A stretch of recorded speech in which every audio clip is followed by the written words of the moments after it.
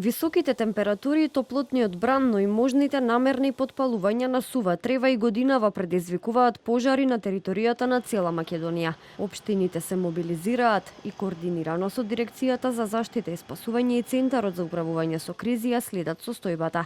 Критичниот пожар во Струмичкото Ново село, кој беше закана и за куќите, е локализиран и ставен под контрола. На терени денеска е тим од 20 на луѓе од доброволните противпожарни здруженија кои го гаснат жариштето. Утрово се одржа состанок на кризниот штаб во просториите на општина Ново село. На истиот беа дискутирани вчерашните постигнувања од страна на Дирекцијата за заштита и спасување со двата авиони, територијалната противпожарна единица Струмица, припадниците на Македонски шуми и припадниците на доброволното противпожарно друштво, како и локалното население.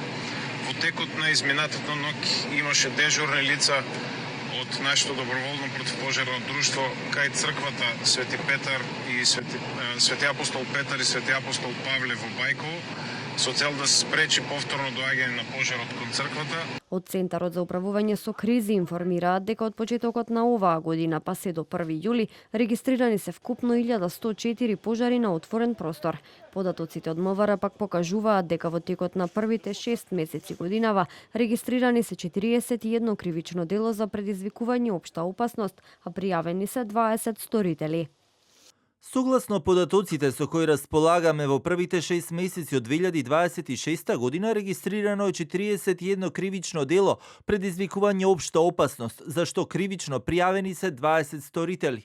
Директорот на Дирекцијата за заштита и спасување Стојан Чангелов најави дека годинава институцијата ќе се фокусира на регрутација на пожарникари доброволци за справување со пожарите со цел професионалните ресурси на армијата и полицијата да можат да ја работат својата работа. Дел од општините упати апели и препораки до граѓаните да не се пали сува трева, да нема движење низ шумите без потреба, како и да се внимава при користењето на запалки и кибрити.